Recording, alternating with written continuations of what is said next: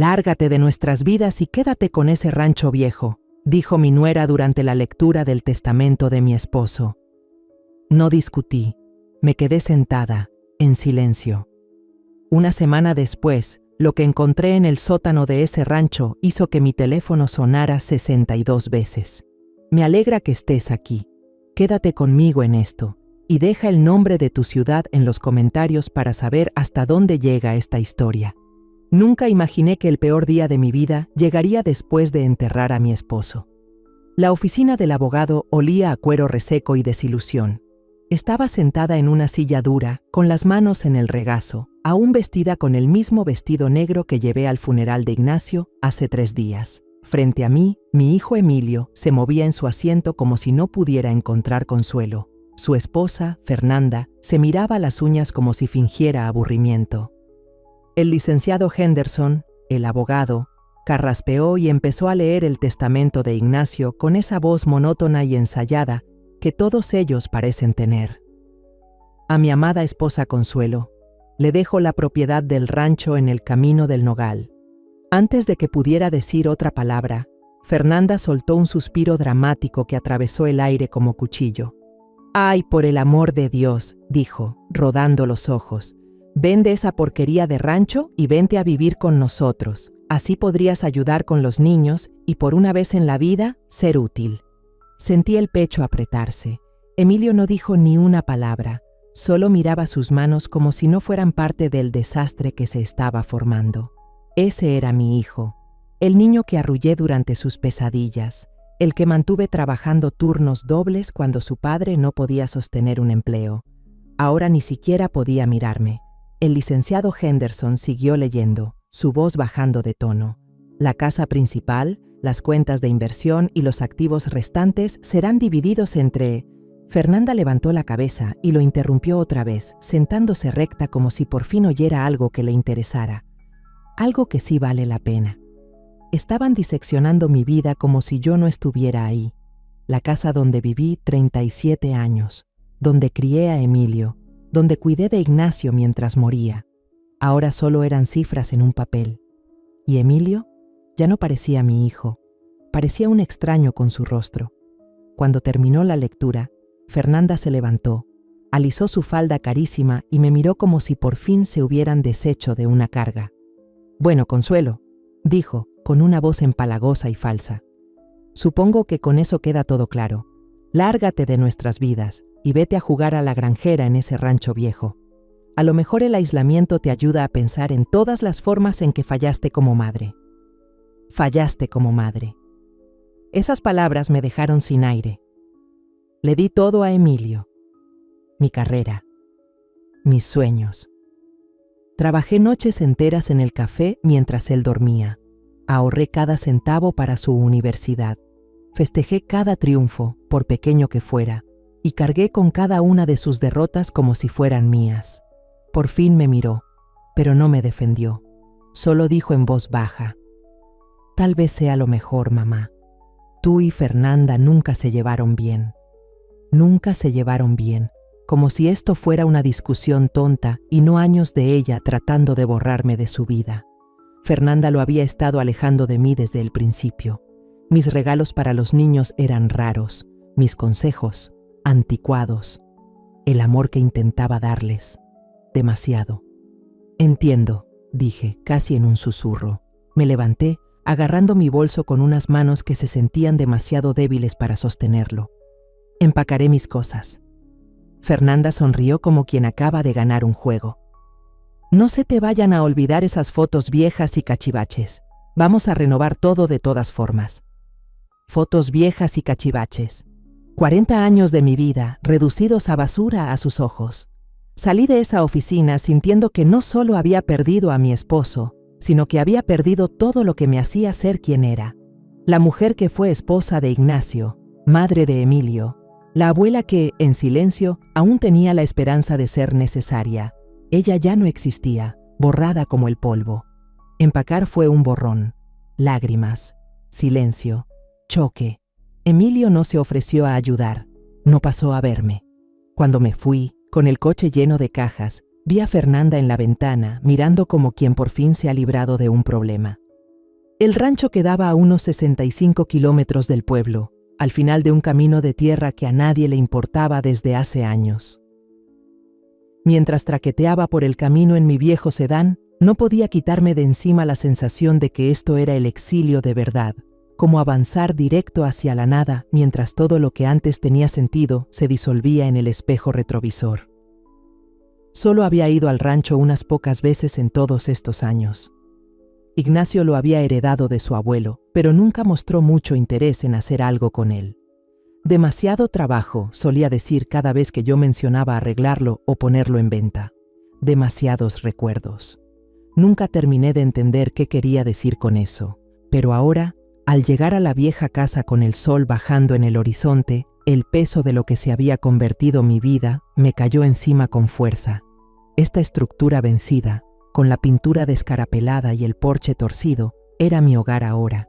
No porque lo eligiera, sino porque la lealtad familiar se reparte como una herencia, vendida al que más pelea por ella. La llave seguía en el mismo lugar donde Ignacio siempre la dejaba, debajo de la tabla suelta en los escalones del porche. Adentro, el lugar olía a viejo y abandonado. El polvo flotaba en los últimos rayos de luz que se colaban por las ventanas sucias. Todos los muebles estaban cubiertos con sábanas blancas como cosas olvidadas, y mis pasos resonaban en el silencio. Me dejé caer en lo que alguna vez fue la sala y me permití llorar de verdad. No ese llanto contenido y silencioso que logré en el funeral. Este era un llanto que venía de un lugar más profundo. No estaba llorando solo a Ignacio, estaba llorando la fantasía de que la familia significaba más que comodidad o un apellido compartido. Y justo ahí, sentada en medio de ese silencio, me hice una promesa. Iba a salir de esto. Iba a reconstruir desde los escombros que Fernanda y Emilio dejaron atrás. Lo que no sabía era que el camino hacia adelante ya estaba enterrado aquí, esperándome. Mi bolso vibró con un mensaje de un número desconocido, probablemente spam o alguien equivocado. Lo dejé pasar. Mañana traería lo que tuviera que traer. Esta noche necesitaba espacio para llorar a la familia que creí tener y a la mujer que solía ser. Esa primera semana casi me rompe. Cada día despertaba esperando oír la cafetera vieja de Ignacio chisporroteando en la cocina o a Emilio llamando para quejarse de alguna pequeña tragedia en su vidita perfecta. En cambio, solo había silencio, el tipo de silencio tan denso que te hacía sentir que el mundo había seguido adelante sin ti. Lo único que oía era el crujido de la casa vieja asentándose y, de vez en cuando, el chillido del molino de viento en la parte trasera. Me volqué en la limpieza. En parte porque el lugar lo necesitaba, pero sobre todo porque me daba algo que hacer además de desmoronarme. Cuarto por cuarto, fui arrancando capas de polvo y abandono. Se sentía como más que limpiar, como si estuviera desenterrando pedazos de Ignacio que nunca llegué a conocer. En lo que debió haber sido su cuarto de infancia, encontré una vitrina llena de puntas de flecha acomodadas con cuidado. Nunca supe que a Ignacio le interesara la historia indígena. En otra habitación, que parecía haber sido el estudio de su abuelo, hallé estantes llenos de libros de geología y piedras etiquetadas a mano. Eso también era nuevo para mí. En 4 décadas de matrimonio, lo único que Ignacio había dicho sobre las piedras era lo mucho que dificultaban cavar en el jardín. Pero la mayor sorpresa me esperaba en la cocina. Detrás de una tabla suelta en la despensa, encontré una pequeña caja metálica llena de cartas viejas atadas con un cordel. Me temblaban las manos al abrirlas.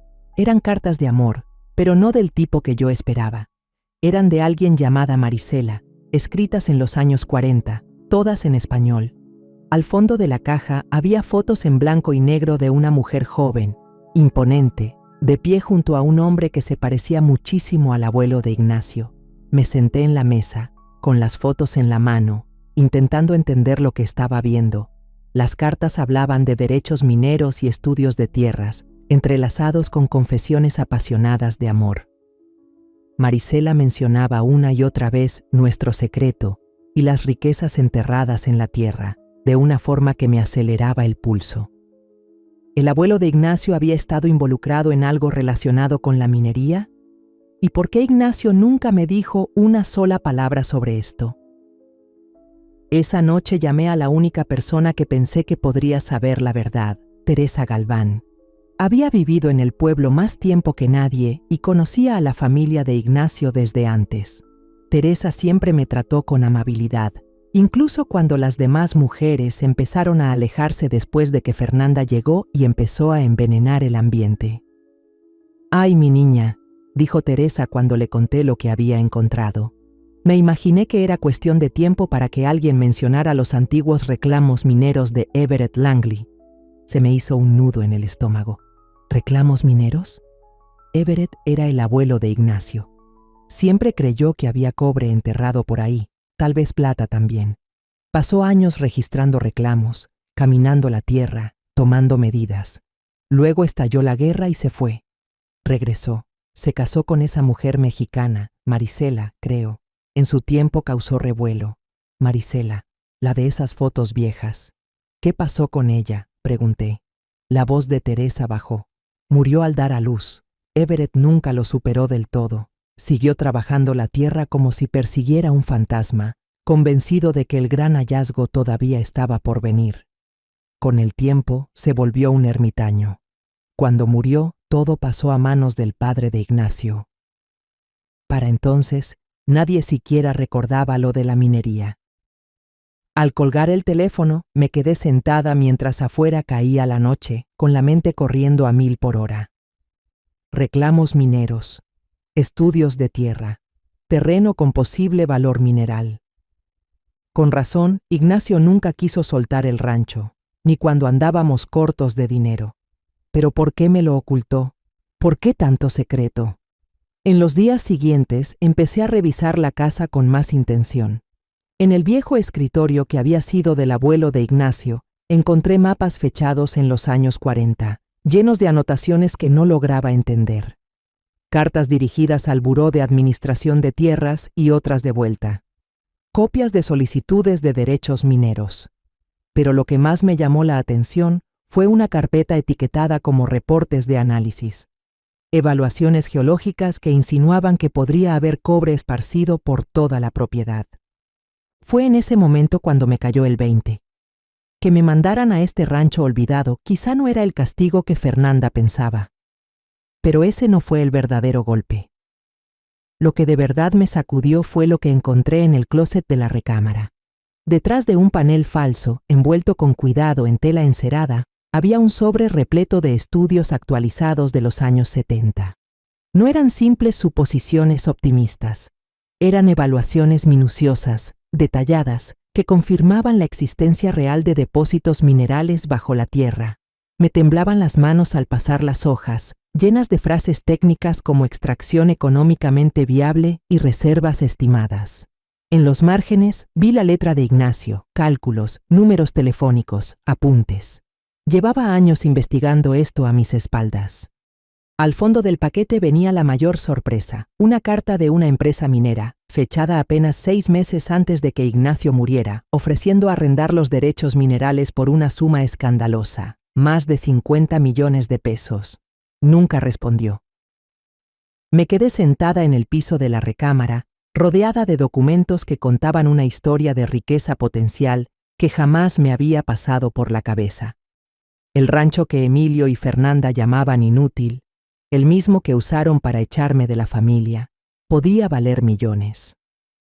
Esa noche no pude dormir. Recorrí la casa entera, viéndolo todo con otros ojos. Los pisos combados, las ventanas que vibraban con el viento, el silencio solitario. Este lugar no era una prisión. Estaba asentado sobre una fortuna. Y más allá de eso, algo más empezó a despertarse dentro de mí. Por primera vez desde la muerte de Ignacio, desde que Emilio me cortó, desde que Fernanda me dio la espalda, sentí algo que no sentía desde hacía mucho: poder. Ellos pensaban que me habían enterrado aquí, que me habían vuelto irrelevante, pero me entregaron el control de algo que ni siquiera sabían que existía. Aún no sabía cómo iba a usarlo, pero una cosa estaba clara. Consuelo Langley, la esposa ignorada, la madre desechable, Se acabó. Lo que venía ahora era algo más filoso, más frío, mucho menos indulgente, y empezaba con entender que el tipo más puro de venganza no es rabia ni fuego, es dejar que la gente se ahogue en las consecuencias de su propia ambición. Ese cambio ya había comenzado, y yo era la única que lo sabía. Siempre me dio mala espina el sótano. Cada vez que veníamos al rancho, Ignacio me alejaba de esas escaleras angostas que desaparecían bajo la cocina. Solo triques y telarañas allá abajo, decía siempre, quitándole importancia. No vale la pena. Pero después de encontrar esos papeles mineros en la planta alta, no podía quitarme de la cabeza la idea de que Ignacio escondía algo más que mi miedo a las arañas. Así que una mañana nublada de jueves, con la lámpara en mano y más necedad que buen juicio, finalmente bajé al sótano de la casa del rancho. Cada escalón crujía bajo mis pies, y el aire era espeso, cargado con ese olor húmedo y terroso de madera vieja y tierra.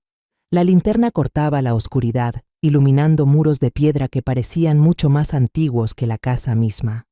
Bloques enormes, apilados y tallados con una precisión que ya nadie se toma el tiempo de hacer. Mientras mis ojos se acostumbraban, vi que el sótano se extendía mucho más allá de lo que cubría la casa encima. Contra una de las paredes había un banco de trabajo lleno de herramientas que no reconocía.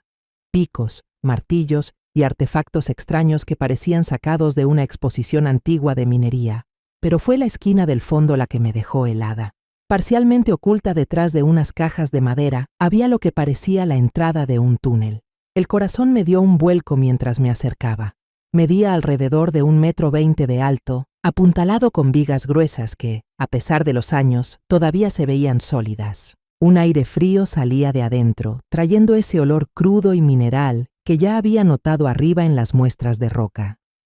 No pensaba meterme ahí sola, pero vi lo suficiente para saber que era algo hecho por el hombre.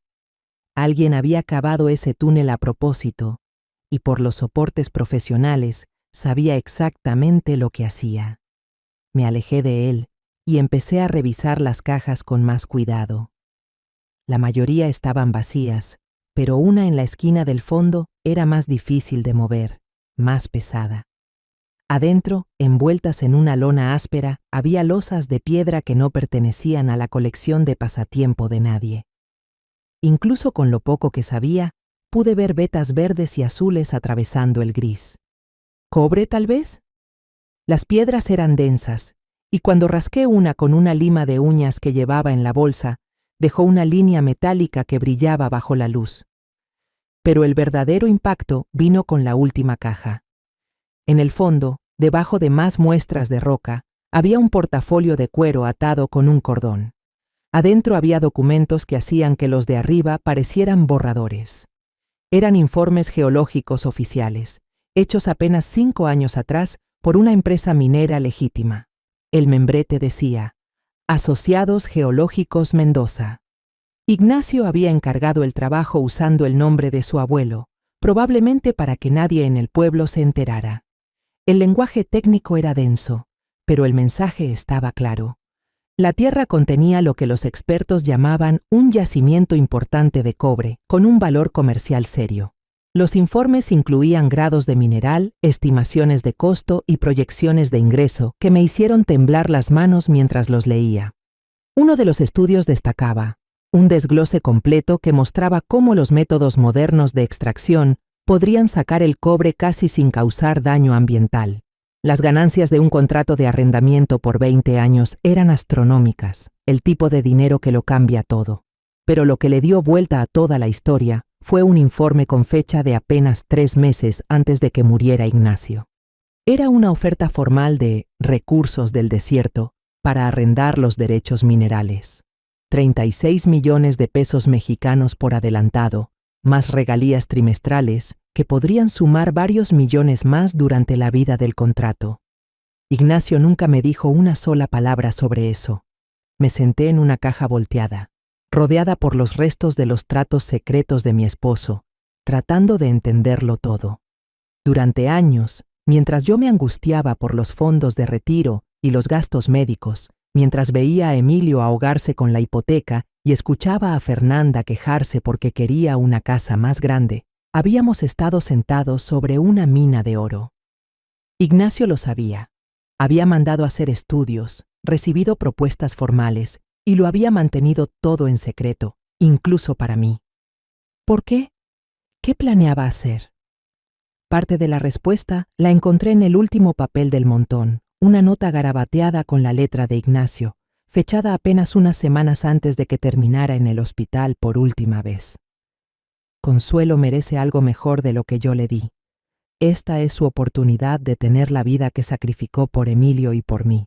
No dejes que esa mujer arruine todo por lo que trabajamos. Ni siquiera en sus notas Ignacio se atrevía a escribir el nombre de Fernanda. Pero el mensaje era claro. Sabía exactamente quién era ella y había estado ocultándole ese descubrimiento. La tierra que Emilio y Fernanda se tomaron a la ligera. El rancho que usaron como excusa para sacarme de la familia. Valía más que todo lo demás en el patrimonio de Ignacio. Me habían entregado una fortuna mientras se felicitaban a sí mismos por haberme dejado fuera. Subí las escaleras del sótano con la mente acelerada, el corazón golpeándome en el pecho. En la cocina, extendí los documentos sobre la mesa e intenté pensar con claridad en lo que debía hacer. Lo lógico era llamar de inmediato a Recursos del Desierto, confirmar que la oferta seguía en pie y echar a andar el contrato de arrendamiento. Pero algo me detuvo. Tal vez fue la cara autosatisfecha de Fernanda al dejarme fuera de mi propia familia. Tal vez fue la manera en que Emilio se quedó callado, sin decir nada, dejándola hacerlo. O tal vez fue simplemente el hecho de que, por primera vez en mi vida, yo tenía el control. Pensé en todas las llamadas que no había respondido esa semana. Emilio había dejado mensajes de voz que borré sin escuchar. Fernanda había mandado mensajes que bloqueé. Seguramente creían que iba a volver arrastrándome, rogando por un lugar en su mesita perfecta. En lugar de eso, levanté el teléfono y marqué el número que venía en el membrete de Minera del Norte. Una voz de mujer contestó al segundo timbre, profesional y tranquila. Señora Langley, esperábamos su llamada. ¿Es en relación con la consulta sobre los derechos mineros de su esposo? Respiré hondo, sintiendo una especie de corriente atravesarme. Sí, respondí, con una voz más firme de lo que me había sonado en meses. Quiero hablar sobre su propuesta. Excelente. Seguimos muy interesados en la propiedad. De hecho, con el mercado actual, podríamos aumentar nuestra oferta original. ¿Podríamos agendar una visita al sitio? Los programé para la semana siguiente y luego me vi reflejada en la ventana de la cocina. La mujer que me devolvía la mirada no era la viuda rota que todos habían dejado de lado. Era otra, una mujer con opciones, con ventaja, con un juego completamente nuevo por jugar. Pasé el resto del día investigando todo lo que pude sobre leyes mineras y contratos de regalías. Para cuando cayó el sol, sabía exactamente lo que tenía y exactamente lo que Emilio y Fernanda habían tirado a la basura en su prisa por deshacerse de mí. Esa noche dormí mejor de lo que había dormido desde el funeral de Ignacio. Mañana traerá más cosas que enfrentar. Pero por primera vez desde que se leyó el testamento, no estaba huyendo de lo que había perdido, me estaba acercando a algo. Mi teléfono vibró con otro mensaje de Emilio, pero no me molesté en revisarlo. Fuera lo que fuera su emergencia, podía esperar. Ahora tenía asuntos más grandes que atender. Afuera de mi ventana, el viejo molino de viento crujía con la brisa, pero ya no sonaba solitario. Sonaba como una promesa. Los de Recursos del Desierto llegaron el martes por la mañana en una camioneta blanca reluciente que gritaba dinero y propósito. Pasé todo el fin de semana preparándome, investigando todo lo posible sobre derechos mineros y concesiones. Incluso manejé hasta el pueblo y compré un conjunto nuevo. No los jeans viejos y la camisa de franela que usé por años cuidando a Ignacio, sino un traje de negocios entallado que me hacía sentir que por fin pertenecía a la mesa. El jefe, Rubén Mendoza, tenía esa confianza tranquila y firme que solo se gana con años en el campo. Su asistente, una mujer joven llamada Dalia Chen, cargaba una tableta y unos aparatos tecnológicos que no reconocí. Señora Langley, dijo Rubén, estrechando mi mano con un tipo de respeto que se sentía genuino. Lamento su pérdida. Su esposo fue muy inteligente al conservar estas tierras.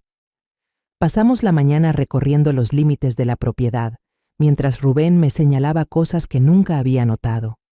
Formaciones rocosas, variaciones en el suelo, señales de minerales enterrados bajo la superficie. La veta de cobre cruza su terreno en ángulo, dijo Dalia, mostrándome un mapa digital en su pantalla.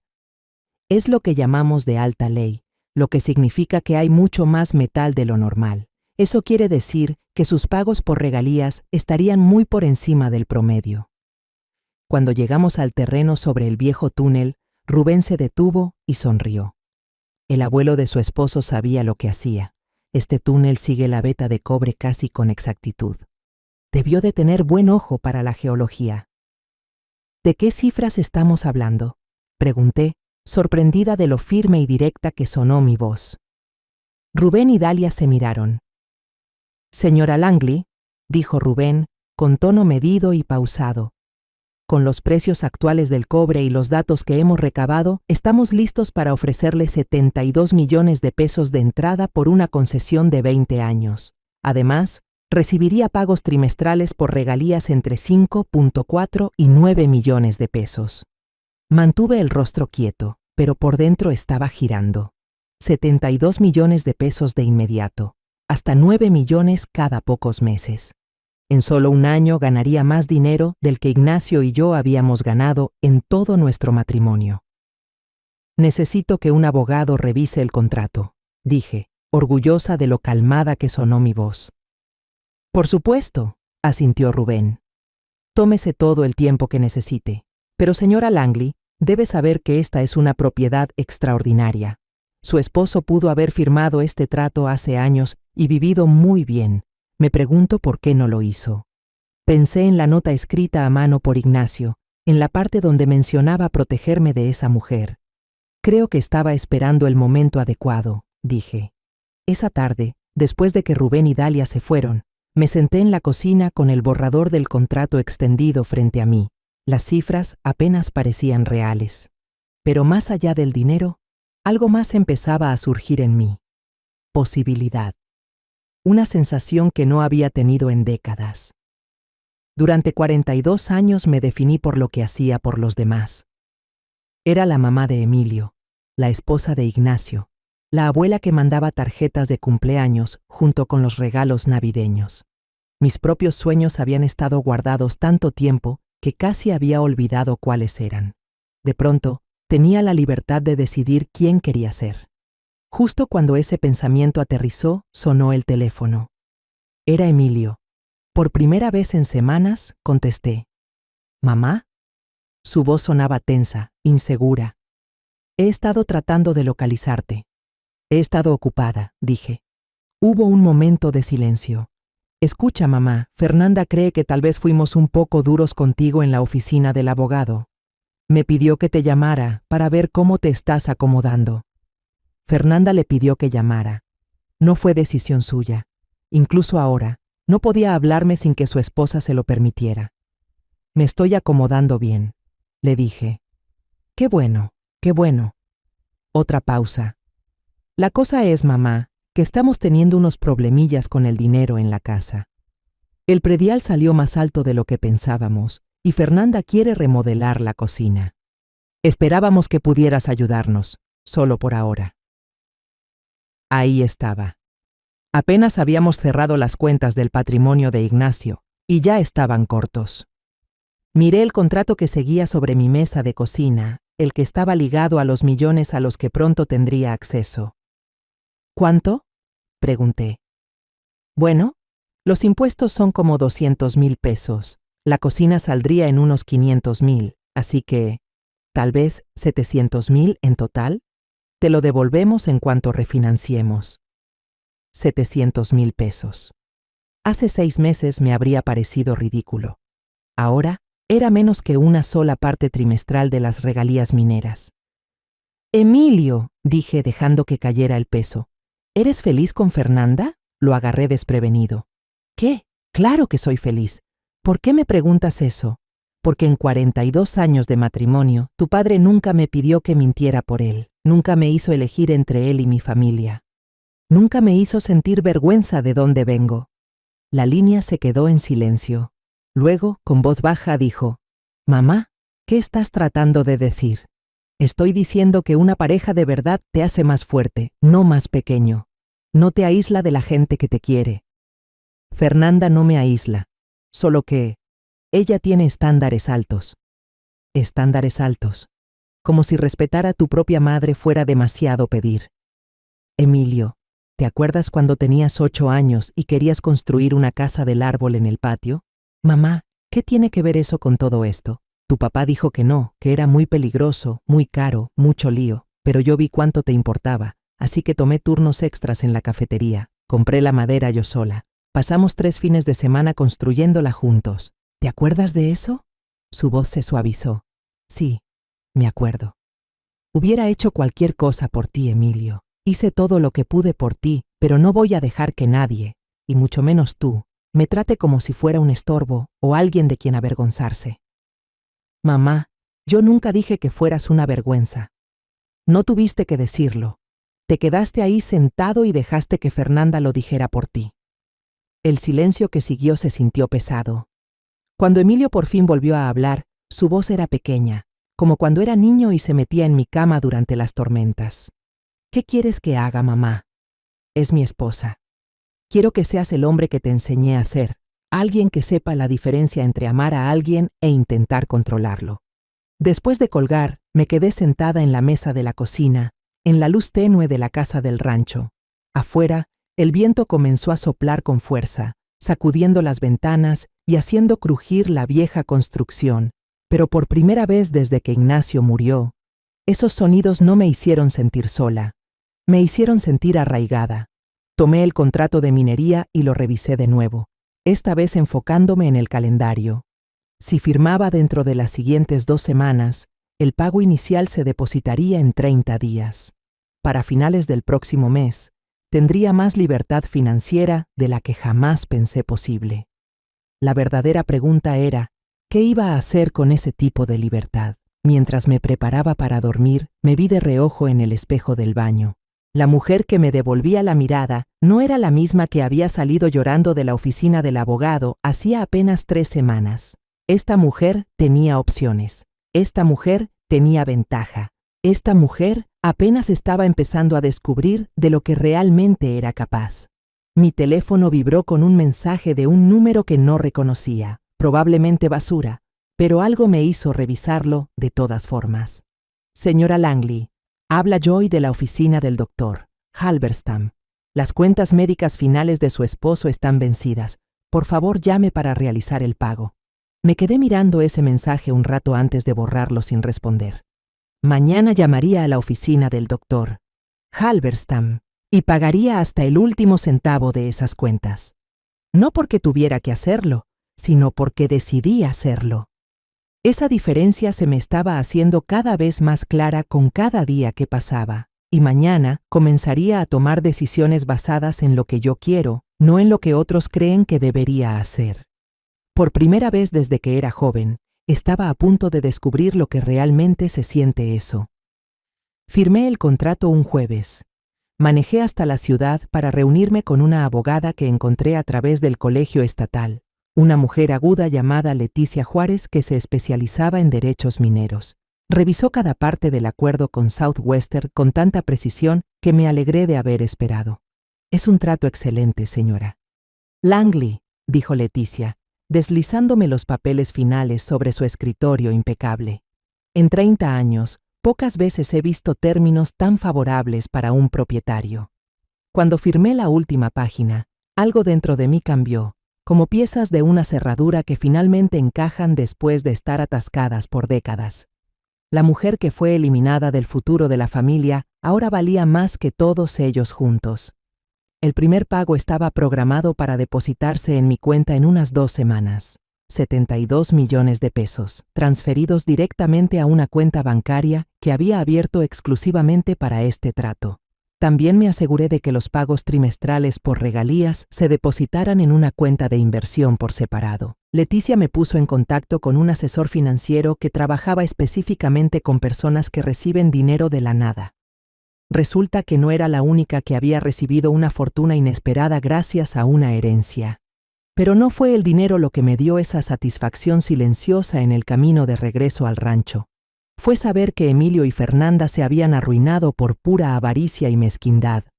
Esa satisfacción se agudizó en otra cosa cuando entré y vi 17 llamadas perdidas en mi teléfono. Las primeras llamadas de voz eran de Emilio. Su voz sonaba cada vez más desesperada. «Mamá, por favor, llámame. Pasó algo con la casa. Tenemos que hablar en serio». Luego se oyó la voz de Fernanda. La arrogancia de siempre había desaparecido, reemplazada por un pánico total. «Consuelo, no sé qué juego estás jugando, pero tienes que llamarnos ya. Esto es cosa de familia. Familia». Ahora sí, otra vez era familia. Me serví una copa de vino, me senté en la mesa de la cocina y marqué el número de Emilio. Contestó antes de que terminara el primer timbrazo. «Mamá, gracias a Dios, ¿dónde has estado?» «Atendiendo unos asuntos», dije, firme. «¿Qué está pasando? ¿Cuál es el problema?» Su voz se quebró. «Mamá, nos llegó un aviso del municipio. Dicen que papá nunca transfirió oficialmente los derechos minerales cuando compró la casa de la herencia de su abuelo. Creen que esos derechos todavía están ligados al rancho». Tomé un sorbo lento, dejando que el momento se asentara. ¿Ah, sí? «Mamá, esto es serio. Si tienen razón, puede afectar el valor de nuestra propiedad. El banco ya está haciendo preguntas sobre el crédito. Tal vez tengamos que refinanciar y a una tasa mucho peor». «Por supuesto que sí». La casa que Emilio y Fernanda se apresuraron a quedarse estaba justo sobre un pedazo de lo que antes era el rancho. Cuando el abuelo de Ignacio dividió la tierra en los años 60 y vendió el lote donde ahora está esa casa, se quedó con los derechos minerales del rancho. Totalmente legal, completamente normal en esa época. Descubrí ese pequeño detalle revisando los estudios de la compañía minera. Habían hecho su tarea, revisado los límites, rastreado cada fragmento de propiedad ligado a la tierra. La ironía era perfecta. Ellos tenían la casa, pero yo tenía todo lo que había debajo y que de verdad valía algo. ¿Ya hablaron con un abogado?, pregunté, aunque ya lo sabía. «Estamos intentando, pero los abogados cuestan, mamá. Es ridículamente caro, sobre todo con el lío de la refinanciación». «¿Qué tan caro?» Solo la consulta inicial costaba unos 90,000 pesos. Una revisión completa de los derechos de propiedad podría costar 540,000 o 720,000 pesos. Dinero que no tenemos ahorita. Dejé que el silencio se alargara, escuchando a Emilio respirar como si estuviera aguantando el pánico. Finalmente dije, «Sí, es un problema de verdad. Mamá, por favor. Sé que todo ha estado mal entre nosotros, pero seguimos siendo familia. Tenemos que mantenernos unidos». Familia. Otra vez esa palabra. Qué rápido vuelve a salir cuando necesitan algo. «Emilio, ¿te acuerdas de lo que Fernanda me dijo en la oficina del abogado?» Mamá estaba alterada. Todos lo estábamos. La gente dice cosas cuando está de luto. Me dijo que me saliera de sus vidas y me fuera a jugar a la granjera. Dijo que había fallado como madre. Dijo que tal vez el aislamiento me ayudaría a reflexionar sobre todas las maneras en que arruiné todo. No lo dijo así. Entonces, ¿cómo lo dijo exactamente Emilio? Porque a mí me sonó bastante directo. Otro silencio. «Mamá, ¿qué quieres? ¿Una disculpa?» «Está bien. Lo siento. Fernanda también lo siente. Todos nos vinimos abajo después de que papá murió. Una disculpa. Como si 40 años de sacrificio y amor incondicional pudieran saldarse con un perdón a medias, soltado bajo presión económica. Emilio, escucha bien lo que voy a decir. Firmé un contrato de concesión minera para el rancho. Uno muy rentable». Silencio. Luego, tan bajito que casi no lo oí. «¿Qué tipo de concesión minera?» «Del tipo que me va a dar más en los próximos 12 meses de lo que tu padre y yo ganamos en todo nuestro matrimonio». El silencio se alargó hasta que pensé que tal vez la llamada se había cortado. Entonces Emilio volvió a hablar. «¿Cuánto dinero, mamá?» «Lo suficiente como para no volver a preocuparme por honorarios de abogados refinanciamientos o el predial nunca más. Jesucristo. Su voz sonaba vacía. ¿Desde cuándo lo sabes? Lo supe después de que regresé al rancho, después de que tú y Fernanda dejaron muy claro que no formaba parte de su futuro. Mamá, nosotros nunca dijimos eso. No hacía falta que lo dijeran, Emilio. Sus decisiones lo dijeron todo, y esas decisiones me dejaron claro cuál era mi lugar en sus vidas. Escuché a Fernanda gritar al fondo, aguda, cortante. Emilio intentó cubrir el teléfono, pero igual alcancé a oír partes. ¿Millones? ¿Cuánto? ¿1 o 2 nada más? Cuando Emilio volvió a la llamada, su voz había cambiado. Era la misma voz que usaba de niño cuando quería algo. Dulce, resbalosa, diseñada para jalarme el corazón como si todavía le perteneciera. Mamá, entiendo que todos la hemos regado, pero seguimos siendo familia. Sea lo que sea este asunto de la mina, deberíamos enfrentarlo juntos. A lo mejor hay manera de que funcione para todos. ¿Que funcione para todos? En español, claro, que les dé el dinero. ¿Y qué estás proponiendo exactamente?, pregunté. Bueno, si esto de los derechos mineros está relacionado con nuestras tierras, tal vez podríamos juntar las propiedades otra vez. Compartir todo. Todos podrían vivir bien. Vivir bien. Después de todo lo que hicieron para sacarme de esa vida cómoda. ¿Y exactamente dónde viviría yo en ese plan?, pregunté. Con nosotros, obviamente. Te construiríamos un lugar bonito arriba del garage. Tendrías tu propio espacio, pero estarías cerca de los nietos. Un departamentito arriba del garage. Después de descubrir que estoy sentada sobre una mina de oro, me ofrecen un tapanco con baño.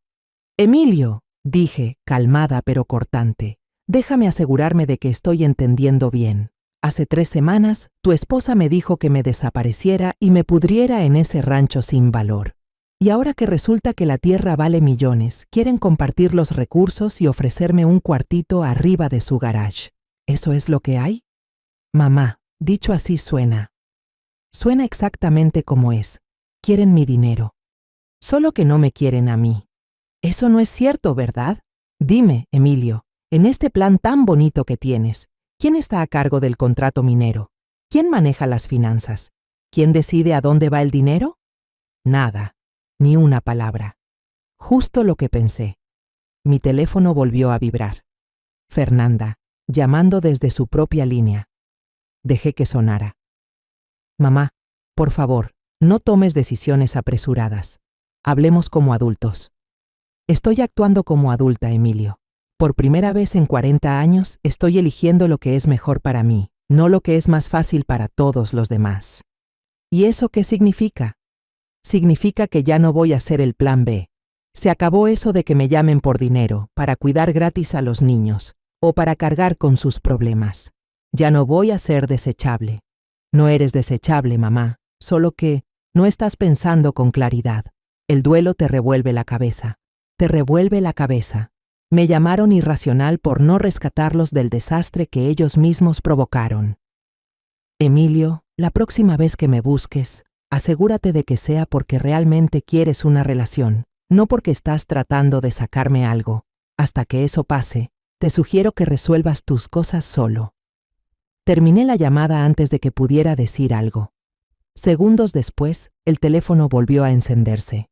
Emilio, luego Fernanda, otra vez Emilio. Lo apagué y lo dejé sobre la mesa. Afuera, el cielo sobre el rancho comenzaba a oscurecerse. La luz se deshacía en rojos profundos y dorados suaves. Mañana llegarían los de la minera para el levantamiento inicial. Este pedazo tranquilo de tierra estaba a punto de entrar en movimiento, lleno de máquinas y planes diseñados para extraer las riquezas enterradas bajo ella desde hace siglos. Pero por ahora solo estaba yo, el silencio y la verdad de que ya nada era igual. Ya no era la marginada que ellos apartaron. Ya no era la que podían buscar por dinero fácil, favores sin fin o para limpiar después del remordimiento. Yo era Consuelo Langley y valía exactamente lo que decía que valía, ni más. Definitivamente no menos. Incluso con el teléfono apagado, podía sentir la presión de todas esas llamadas perdidas. 62 en un solo día. No porque de repente hubieran entendido quién era yo, sino porque finalmente se dieron cuenta de lo que dejaron escapar. El momento habría sido cómico si no hubiera sido tan dolorosamente predecible. 6 meses después, estaba sentada en el porche de mi casa renovada en el rancho, con un café en la mano, viendo cómo el sol trepaba sobre las montañas, volviéndolas doradas y violetas. Fue entonces cuando llegó el sobre, grueso, con aspecto oficial, directamente de la empresa minera. Adentro venía el paquete habitual de informes, avances en la extracción, actualizaciones de precios, pero entre ellos había un cheque que todavía me apretaba el pecho, aunque ya era el tercero que recibía, 7.803.000 pesos. Mi parte del cobre vendido el trimestre pasado. Dejé el cheque sobre la mesa y di otro sorbo de café, permitiéndome disfrutar la rutina que había aprendido a valorar. Cada mañana me sentaba aquí, viendo cómo despertaba la tierra. Algunos días había venados en los campos. Otros días veía al equipo minero llegar por el otro extremo de la propiedad, enfocados, respetuosos, haciendo su trabajo. El teléfono vibró una vez y se quedó en silencio, un buzón de voz. No me molesté en apurarme a escucharlo. Últimamente, las llamadas venían de personas a las que realmente quería oír. Leticia Juárez, mi abogada, revisando asuntos legales. Rubén Mendoza, de la empresa, manteniéndome al tanto de las operaciones. La doctora Dalia Chen, que con el tiempo se había vuelto una amiga. Y de vez en cuando, todavía, Emilio. Sus llamadas habían tomado un tono distinto en los últimos 6 meses. Lo que antes eran súplicas desesperadas se habían convertido poco a poco en intentos torpes de hacer conversación. La semana pasada me llamó para decir que a su hija menor se le cayó su primer diente. La anterior quería mi receta del asado. Fueron cosas menores, pero se sentían distintas, menos como estrategia y más como sinceridad. Yo contestaba más o menos la mitad de las veces. Fernanda, mientras tanto, se había quedado completamente en silencio después de una llamada fea en febrero, cuando me acusó de manipular las cosas y de poner a Emilio en contra de su propia familia.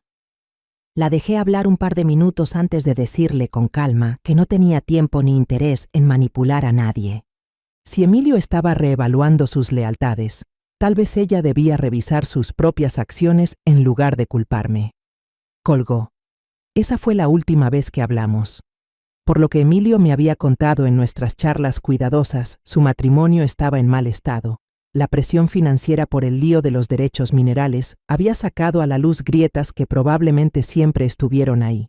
Tuvo que refinanciar con una segunda hipoteca con una tasa de interés brutal. Las remodelaciones soñadas de Fernanda estaban en pausa indefinida. Lo que realmente destacaba era que Emilio había empezado a ir a terapia familiar, solo, porque Fernanda se negaba a ir.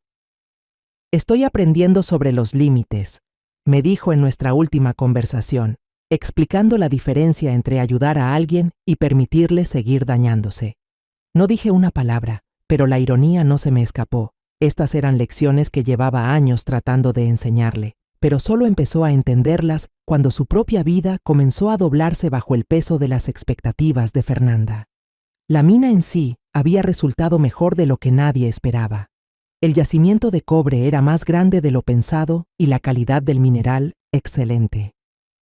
Rubén mencionó que otras empresas mineras estaban interesadas en terrenos cercanos después de ver nuestro éxito. Estás sentada sobre uno de los filones de cobre más ricos de la región, me dijo el mes pasado. El abuelo de tu esposo tenía buen instinto.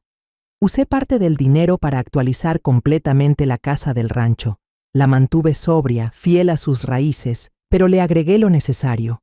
Paneles solares en el techo, una cocina moderna con electrodomésticos de bajo consumo, calefacción y aire central, internet de alta velocidad para poder manejar mis inversiones y mantenerme conectada. Pero más allá de las mejoras, gasté en experiencias. Tomé una clase de fotografía y descubrí que tenía buen ojo para captar la belleza callada del paisaje. Visité Mineral de Pozos durante una semana para aprender sobre la herencia indígena que moldeó esta zona. Incluso tomé un curso de geología en el colegio comunitario local, por curiosidad, para entender la ciencia detrás de la riqueza bajo mis pies. Por primera vez en mi vida adulta, estaba viviendo para mí. La luz del buzón de voz en mi teléfono parpadeaba. Levanté el auricular y presioné reproducir. Hola, mamá. La voz de Emilio sonaba más suave de lo que recordaba, no tan dura como antes. Solo quería decirte que Ivy estuvo en el cuadro de honor este semestre, y el equipo de Alden llegó a las finales regionales. Pensé que te gustaría saberlo. Hizo una pausa. También he estado pensando en lo que dijiste, sobre ser el tipo de hombre que me criaste para ser. Estoy intentando, mamá. Es más difícil de lo que pensaba, pero lo estoy intentando. Hubo otra pausa, más larga esta vez. Te quiero, mamá. Sé que no lo he dicho mucho últimamente, pero es verdad, y lo siento. Por todo.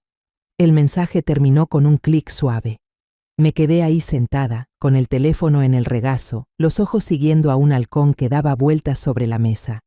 No sonaba como el Emilio de antes, llamando con alguna excusa o pidiendo un cheque.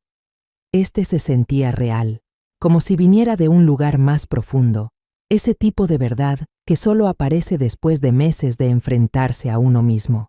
Deslicé los contactos y toqué su nombre. ¿Mamá? Sonaba sorprendido, esperanzado. Recibí tu mensaje, le dije. Cuéntame más sobre lo de Ivy en el cuadro de honor.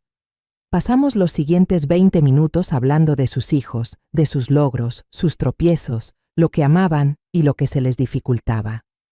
Me habló del juego de pies de Alden y de cómo Ivy se emocionaba con los experimentos de ciencia.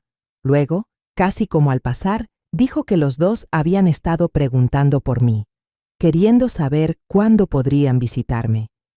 Te extrañan, dijo. Todos te extrañamos. Yo también los extraño, le respondí. ¿Te gustaría traerlos un día? El rancho está en buen estado últimamente. ¿Lo dices en serio? Emilio, nunca dejé de querer estar en sus vidas, solo que ya no podía seguir dejando que me trataran como si no importara. Entiendo, dijo, y le creí. Fernanda y yo llevamos separados como un mes. No me sorprendió, pero mantuve la voz firme. Lamento escuchar eso. ¿De verdad? Lamento que tu matrimonio no haya salido como esperabas, pero no lamento que por fin estés defendiendo lo tuyo y a tus hijos. Ella me dijo que tenía que escoger entre ella o tú, y le dije que alguien que me obliga a elegir entre personas que amo no entiende lo que es el amor. Algo dentro de mí cambió en ese momento, como si una cuerda tensa por fin se aflojara, una que ni siquiera sabía que había estado resistiendo todo este tiempo. Estoy orgullosa de ti, le dije, y cada palabra era cierta. ¿Puedo preguntarte algo, mamá? Claro.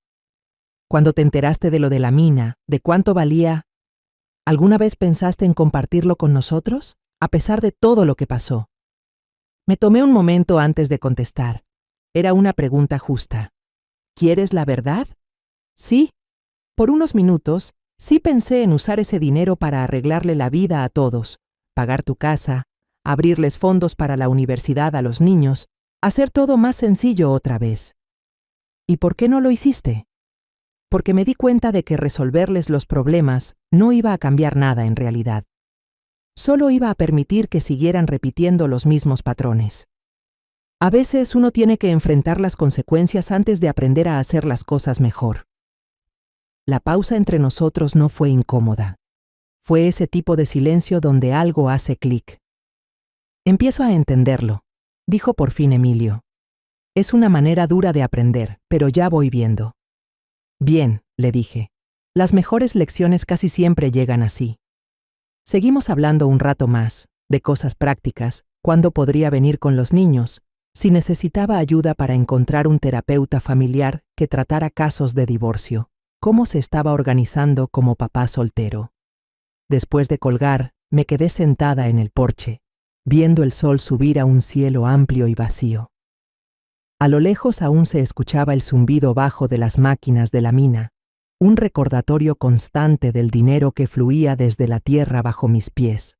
Pero el verdadero premio no estaba en esos depósitos trimestrales, ni en la casa remodelada, ni en ese tipo de estabilidad financiera que nunca pensé que vería. El verdadero premio fue volver a encontrar mi propio valor, darme cuenta de que el amor sin respeto no es más que otra forma de ser utilizada, entender que, a veces, Lo más generoso que puedes darle a alguien es el espacio para que se haga cargo de sus propias decisiones y crezca a partir de ellas. Mi celular vibró con un mensaje. Era de Dalia Chen, mi amiga en la compañía minera. Me mandó fotos de una conferencia donde presentó nuestro terreno como un caso de éxito en la extracción de cobre a pequeña escala. Tu propiedad ya es famosa entre los geólogos, escribió. La mujer que encontró oro a los 69. Sonreí y le respondí. Cobre, no oro, pero cerca. Estaba a punto de entrar y empezar mi día cuando me vi reflejada en la ventana. La mujer que me miraba seguía teniendo 69 años, seguía siendo viuda, seguía tratando de moverse por un mundo que normalmente ignora a mujeres como ella, pero también era alguien que había aprendido que nunca es tarde para recuperar tu poder, nunca es tarde para poner límites que resguarden tu dignidad, nunca es tarde para entender que tu valor no depende de lo que haces por los demás, sino de qué tan honesta eres contigo misma. Entonces, sonó el teléfono otra vez. Esta vez era Rubén Mendoza con noticias sobre los números del próximo trimestre. Mientras hablaba de tendencias del mercado y tasas de producción, mi mente se desvió hacia Ignacio, su abuelo, y la larga fila de mujeres Langley antes de mí que cedieron, se rindieron y aceptaron menos de lo que merecían. Eso terminó conmigo. Yo no era un plan B, ni un banco, ni un lugar al que la gente llegaba a dejar sus remordimientos. Yo era Consuelo Langley, dueña de una de las minas de cobre más importantes del estado, abuela de niños que crecerán sabiendo que el amor y el respeto van de la mano, y una mujer que por fin aprendió la diferencia entre ser necesitada y ser valorada. Y el cambio no llegó con ruido ni drama, llegó firme, callado y bajo mis propias condiciones. Dicen que el dinero no cambia quién eres, solo quita las capas. Deja ver a la gente tal como es.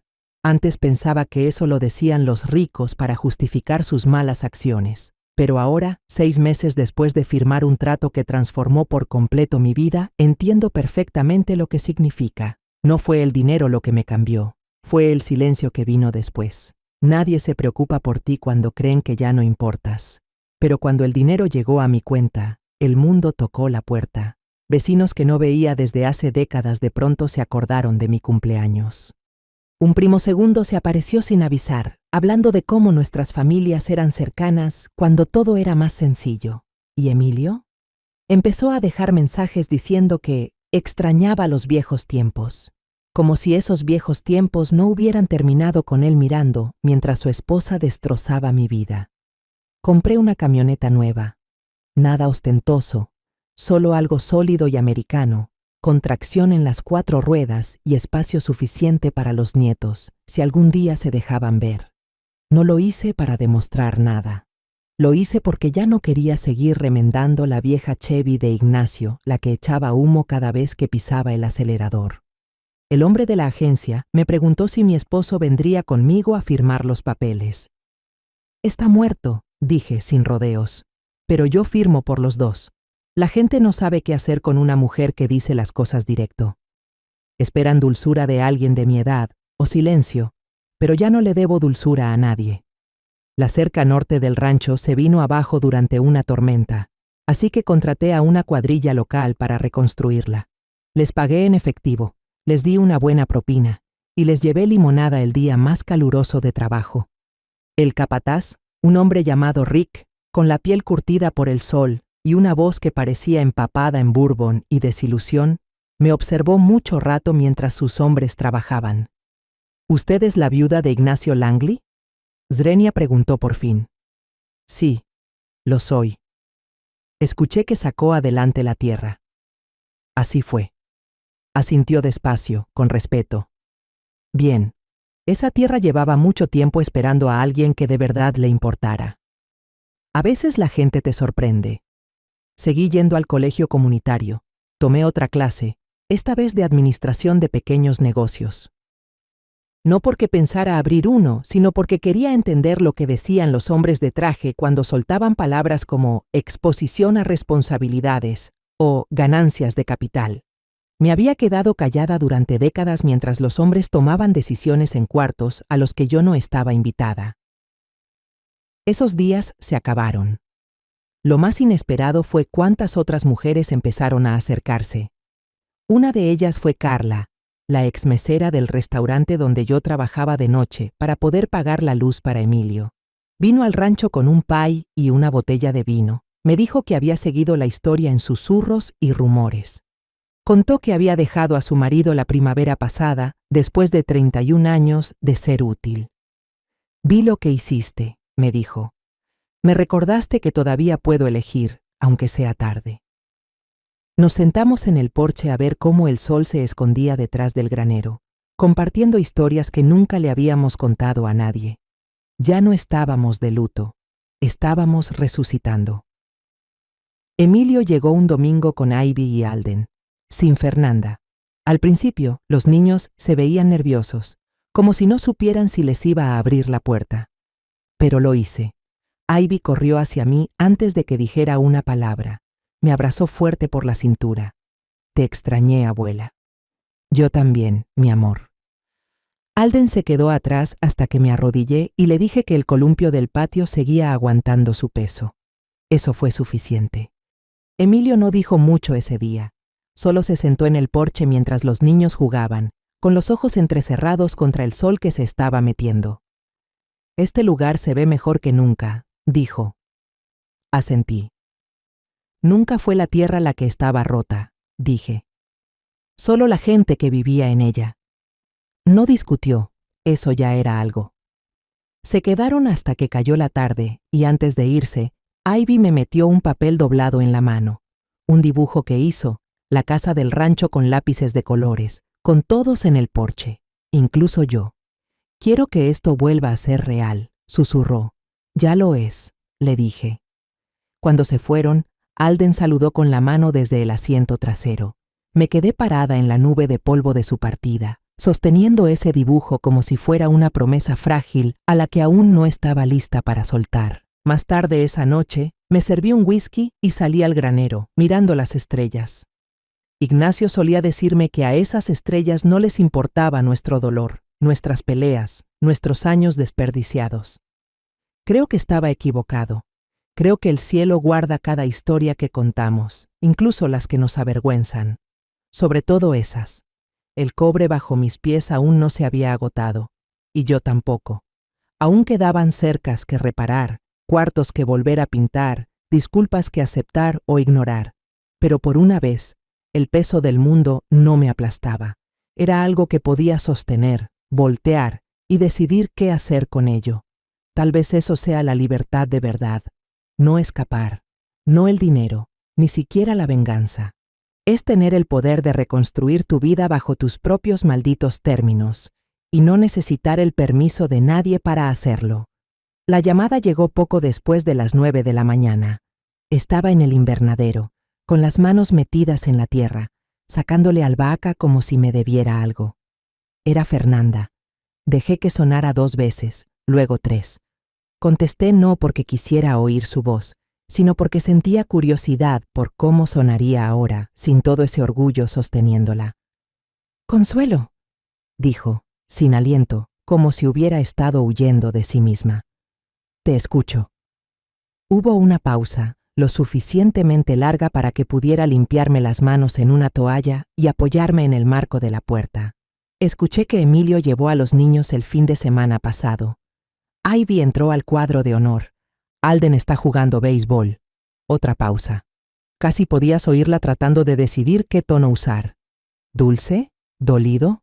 ¿Estratégico? «Quiero hablar», dijo por fin. Cara a cara, sin juegos. «¿Dónde?», pregunté. «Donde empezó todo». Supe a qué se refería. La casa en la calle de los Álamos. Esa misma de la que se aseguró que me fuera sin pelear. Llegué esa tarde.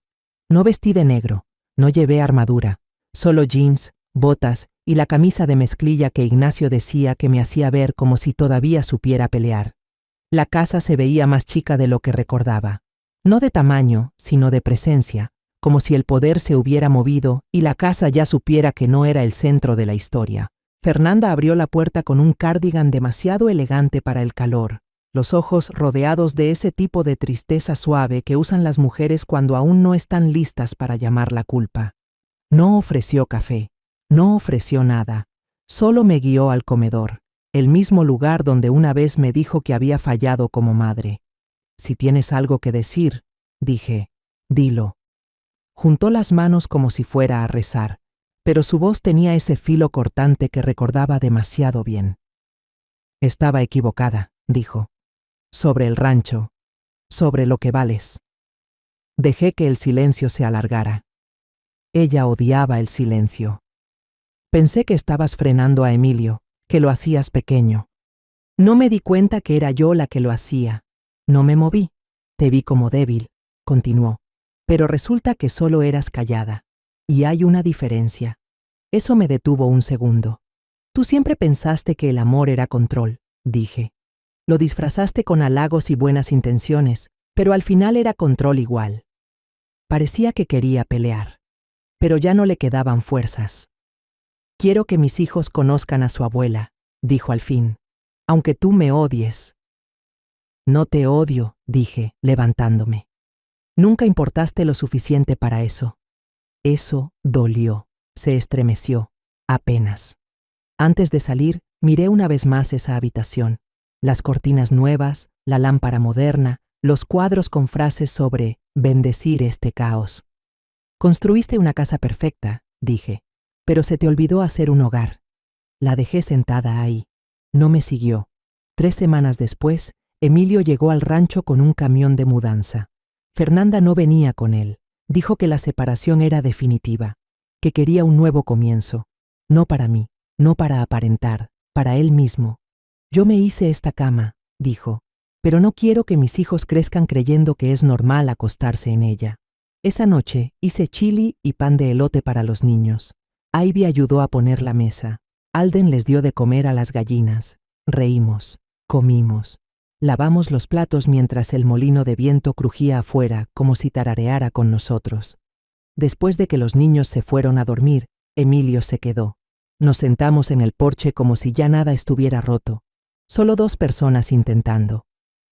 ¿Sabes qué fue lo que más me asustó? Dijo. Que dejaras de quererme. Me volví hacia él. Nunca dejé de quererte. Solo dejé que lo usaras.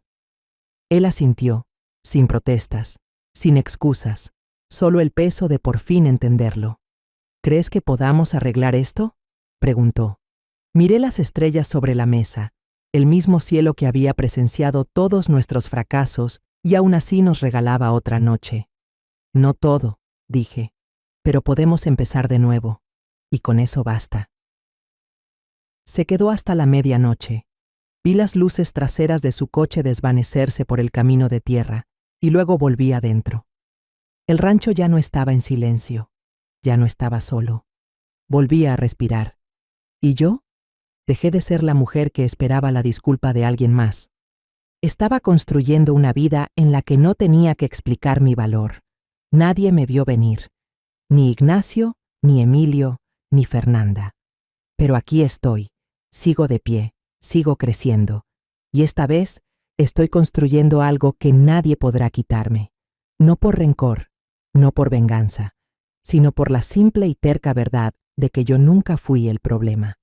Yo fui la raíz. Y las raíces no se rompen, crecen. Contamos esta historia basada en hechos reales. Los nombres y lugares han sido cambiados para proteger la identidad de la persona involucrada. Es la historia de una madre que sacrificó toda su vida por sus hijos y nietos, solo para ser despreciada, usada y abandonada al final. Pero cuando ya no tenía nada que perder, se levantó, y esta vez vivió para ella. No contamos esto para juzgar, sino para que quien escuche tal vez se detenga a pensar. ¿Cuántas madres están sufriendo en silencio dentro de su propia casa? Ahora tengo curiosidad por ti, el que está escuchando mi historia. ¿Qué harías tú si estuvieras en mi lugar? ¿Alguna vez pasaste por algo parecido? Cuéntamelo en los comentarios. Mientras tanto, te dejo 2 historias más al final de la pantalla que son favoritas en nuestro canal y que seguro te sorprenderán. Gracias por quedarte hasta el final.